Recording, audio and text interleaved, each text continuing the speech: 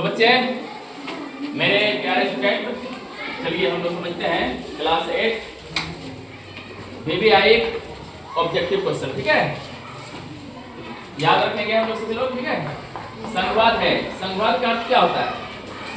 हमारा जो देश है भारत, इसमें जो है दो स्तरीय सरकारें चलती है। एक क्या, केंद्र सरकार, और दूसरा राज्य सरकार, है ना जी। दोनों राज्य करने में स्वतंत्र है क्या।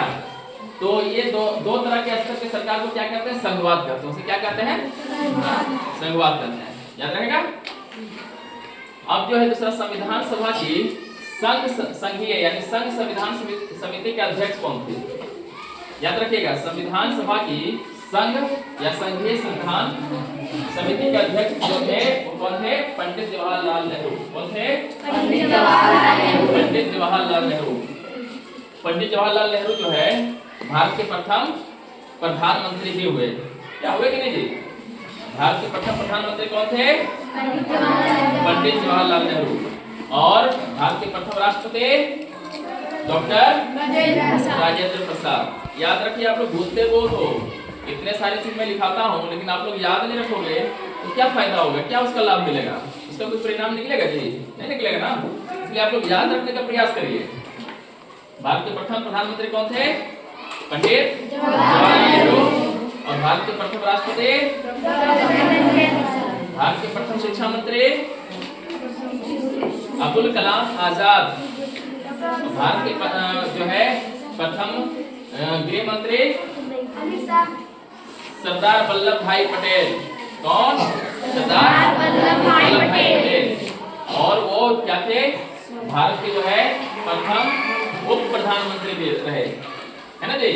याद रखिएगा। उसी तरह जो बोला जा रहा है, संविधान सभा की संघ संविधान समिति के अध्यक्ष कौन थे? पंडित जवाहरलाल नेहरू। और संविधान सभा के अध्यक्ष, अस्थायी अध्यक्ष डॉक्टर राजेंद्र प्रसाद। अस्थायी अध्यक्ष डॉक्टर राजेंद्र प्रसाद। याद रखेंगे। और संविधान सभा के निर्माता, संविधान सभा के निर्माता बोलो या जनक बोलो, कौन थे? डॉक्टर अंबेडकर। याद रखेंगे ना। और जो बोला जा रहा है, भारतीय संविधान सभा की स्थापना, भारतीय संविधान सभा की स्थापना कब हुई? 6 दिसंबर 1946। भारतीय संविधान सभा की स्थापना कब हुई? और ये बोला जाएगा कि जो संविधान सभा का प्रथम अधिवेशन या प्रथम बैठक कब हुआ था? तो 9 दिसंबर 1946। दूसरा बैठक उसके 2 दिन बाद 11 दिसंबर 1946। और तीसरा 13 दिसंबर 1946। याद रहेगा। अपना जो भारतीय संविधान बनने में जो समय लगा था, कितना लगा था? 2 वर्ष 11 महीना 18 दिन का समय लगा था। ये सब वेरी वेरी इंपॉर्टेंट है, आप लोग याद रखिए। ठीक है। अब बोला जाएगा, किसी भी धर्म को राष्ट्रीय धर्म के रूप में बढ़ावा ना देना क्या कहलाता है? धर्म निरपेक्ष, है ना। धर्म निरपेक्षता क्या कहलाता है? धर्म निरपेक्ष से मतलब होता है, यहाँ जो राज्य है कोई भी एक विशेष धर्म को या एक धर्म को अपना नहीं मानता, या राज्य का कोई भी धर्म नहीं है, यानी सभी धर्मों का सम्मान करते हैं। सभी धर्मों को क्या करते हैं? और सभी धर्मों को बराबर मानते हैं। क्या बोला जाएगा? जो भारतीय संविधान है, भारतीय संविधान जो है वो किस धर्म को मानता है? तो क्या बोलोगे जी? किसी भी धर्म को नहीं मानता है, बल्कि सभी धर्म को बराबर अधिकार दिया है, समान अधिकार दिया है। याद रहेगा। अब आइए, भारतीय राष्ट्रीय कांग्रेस ने संविधान सभा के गठन की पहली बार मांग कब की थी? भारतीय राष्ट्रीय कांग्रेस जो है, जो कांग्रेस का जो स्थापना हुआ था, कब हुआ था? 28 दिसंबर 1885। 28 दिसंबर 1885 में भारतीय राष्ट्रीय कांग्रेस का क्या हुआ था? स्थापना, गठन किया गया था, है ना। तो उसका जो अध्यक्ष थे, है ना, उसका जो ये थे ना, तो वो बोल रहा है भारतीय राष्ट्रीय कांग्रेस जो है संविधान सभा के गठन की पहली बार मांग कब की थी? तो जून 1934। याद रखिएगा, पहली बार मांग किया था। किसका मांग किया था? संविधान सभा के गठन की बात कही थी, है ना। संविधान सभा गठन करने की बात सबसे पहला कब 1934, कब 1934 याद रखिएगा। नेपाल एक गणतंत्र के रूप में अस्तित्व में आया, कब आया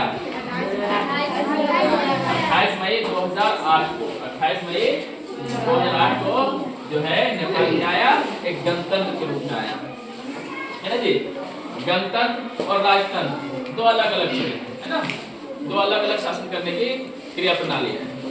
राजतंत्र हम उसे कहते हैं जो वंशानुगत चलता है, जो वंशानुगत चलता है, और गणतंत्र उसे कहते हैं जो जिसमें शासन लोग करते हैं, है ना जी। लोकतंत्र किसे कहते हैं, लोगों का शासन। गणतंत्र क्या है, लोगों के द्वारा, है ना, लोगों के चुने हुए अधिकार को कहते हैं। जैसे क्या हुआ, लोकतंत्र क्या हुआ, हम अपने प्रतिनिधियों को चुनते हैं, प्रतिनिधि को चुन करके उसके द्वारा शासन करते हैं। जबकि राजतंत्र में क्या होता है, राजा जब राजा रहता है तो उसका बेटा ही राजा बनेगा और दूसरों को, आम पब्लिक को इसमें अवसर नहीं दिया जाएगा। जबकि लोकतंत्र में ऐसा नहीं होता है। लोकतंत्र में ऐसा होता है क्या, जो 25 वर्ष जिसका उम्र हो गया वो प्रधानमंत्री का चुनाव लड़ सकते हैं, क्या 25 वर्ष हो गया वो भी विधायक का चुनाव लड़ सकते हैं, उसमें कोई भेदभाव नहीं, कोई अमीर गरीब नहीं, कोई छूत नहीं, है ना। जबकि उसमें ऐसा होता है। तो संविधान की अंतरात्मा किसे कहा गया है, मौलिक अधिकार को। किसे कहा गया है, मौलिक अधिकार। संविधान की अंतरात्मा किसे कहा गया है, मौलिक अधिकार को। तो मूल संविधान में जो था वो कितने मौलिक अधिकार थे, 7 थे। कितने अधिकार थे, 7 थे। जो वर्तमान संविधान में जो है कितने अधिकार हो गया, 6 हो गया, 6 हो गया। ये अधिकार को ही क्या कहा गया है, अंतरात्मा कहा गया है। अंतरात्मा क्या होता है, जैसे हमारा शरीर एक ढांचा है, उसके अंदर हमारी धड़कन ना रहे तो क्या कोई शरीर काम का है, सांस ही हम जब नहीं ले पाएंगे तो क्या उसका क्या मीनिंग रह जाता है, कुछ नहीं। उसी तरह संविधान से अगर मूल अधिकार को हटा दिया जाए तो वो एक मर सा जाएगा, वो निर्जीव हो जाएगा, वो बिल्कुल नहीं। क्यों, क्योंकि उसी में तो हमारा समानता का अधिकार है जो अनुच्छेद 14 से 18 में है। दूसरा क्या है, स्वतंत्रता का अधिकार है जो कहाँ है, 1919 से 22 में है जी। 14 से 18 में समानता का और स्वतंत्रता का 19 से 22 है ना। तीसरा जो है शोषण विरोध अधिकार है, 23 से 24 अनुच्छेद में है। चौथा कौन सा है, चौथा जो है धार्मिक स्वतंत्रता का अधिकार है जो अनुच्छेद 25 से 28 में है ना। और पांचवा क्या है, सांस्कृतिक एवं शिक्षा संबंधी अधिकार है जो अनुच्छेद 30 में है। और आखिरी जो है संवैधानिक उपचारों का अधिकार है जो अनुच्छेद 32 में है। अनुच्छेद 32 को ही डॉक्टर भीमराव अम्बेडकर ने क्या कहा था, संविधान का हृदय या आत्मा कहा था। क्यों कहा था, क्योंकि ये अनुच्छेद 32 के तहत ही हमारे मौलिक अधिकार का अगर हनन होता है तो उसके अनुसार हम डायरेक्ट सर्वोच्च न्यायालय यानी सुप्रीम कोर्ट में हम अपील कर सकते हैं, या फिर अनुच्छेद 226 के तहत हम जो है उच्च न्यायालय हाई कोर्ट में हम अपील कर सकते हैं। क्या अब आई बात, फ्रांस के उपनिवेश देशों के नाम है। ऐसे तो बहुत सारे देशों का उपनिवेश बनाया था, लेकिन मुख्य रूप से आप याद रखिएगा, अल्जीरिया, ट्यूनीशिया और मोरक्को। उपनिवेश मतलब जो है, हम लोग भारत जो है किसका उपनिवेश था, ब्रिटेन का था, इंग्लैंड का था। ब्रिटेन ने इंग्लैंड ने हमारे ऊपर शासन कर रखा था ना, उसी तरह ये जो है फ्रांस जो है इस पर शासन कर रखा था, अल्जीरिया, ट्यूनीशिया, मोरक्को और भी। ठीक है, भारतीय संविधान धर्म को मानता है। कौन से धर्म को मानता है ये, किसी भी धर्म को नहीं मानता है, बल्कि मानता है तो सब कुछ समान नजर से देखता है, सभी को एक नजर से देखता है, उसका कोई भी अपना धर्म नहीं है। फरवरी 2004 में फ्रांस में कानून बनाया गया। कैसा कानून बनाया गया जी, धार्मिक और राजनीतिक प्रतीकों को धारण करके स्कूल में हम नहीं जा सकते। ये फ्रांस में एक कानून बना फरवरी 2004 में, जो उस पर रोक लगा दिया गया कि कोई भी धार्मिक वेशभूषा करके या फिर राजनीतिक प्रतीकों को धारण करके स्कूल में प्रवेश करना बंद कर दिया गया। याद रखेंगे। हिटलर ने जर्मनी में सताया था। किसे सताया था, किसे परेशान किया था? यहूदियों को, है ना। बहुत सारे यहूदियों को क्या गोली मरवा दी, आग लगा के एक टैंक में बंद करके मरवा दिया। बहुत ज्यादा तानाशाही शासक थे ये, है ना, बहुत ज्यादा तानाशाही शासक थे। कौन धर्म के मामले में हस्तक्षेप कर सकता है? राज्य और न्यायपालिका। न्यायपालिका, सर्वोच्च न्यायालय, सुप्रीम कोर्ट, हाई कोर्ट, ये हस्तक्षेप कर सकता है, लेकिन विशेष मामले में। ऐसा नहीं सभी धर्म में बिना वजह वो हस्तक्षेप कर सकते हैं। जैसे एक समय में देखिए क्या था, सती प्रथा था, उसमें हस्तक्षेप किया ना, उस पर रोक लगाया ना। वो भी एक धर्म से जुड़ा हुआ चीज था। हिंदू धर्म में बहुत बड़ा ये अपवाद था। क्या मानता था, इसमें सती मानता था, और उसमें क्या करते थे, जब उनके पति मर जाते थे तो उनके साथ उसी के चिता पर उस विधवा औरत को भी उसी चिता में जला दिया जाता था। तो रोक लगा ना।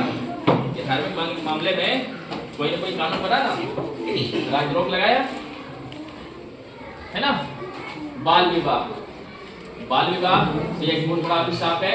बाल विवाह पर रोक लगाया ना, ये भी धार्मिक चीजों से जुड़ा हुआ है। कोई देखो जो है इस्लाम धर्म में 14 वर्ष की लड़कियों को भी शादी कर दिया जाता है ना, या और भी ऐसे हैं। तो ये सब बाल विवाह गलत है, हालांकि हर धर्म में भी ऐसा होता था, तो इस पर रोक लगाया गया, है ना। तो हस्तक्षेप कर सकता है विशेष चीजों, है ना। मौलिक अधिकारों पर सलाहकार समिति के, मौलिक अधिकारों पर सलाहकार समिति के अध्यक्ष कौन थे? सलाहकार समिति, याद रखिएगा, मौलिक अधिकारों पर सलाहकार समिति के अध्यक्ष कौन थे? सरदार वल्लभ भाई पटेल। सरदार वल्लभ भाई पटेल को ही लौह पुरुष के नाम से जाना जाता है, लौह पुरुष के नाम से जाना जाता है। भारत को एकाग्र करने में बहुत बड़ी भूमिका निभाई थी, है ना। याद रखेंगे सभी लोग। चलिए, वेरी गुड।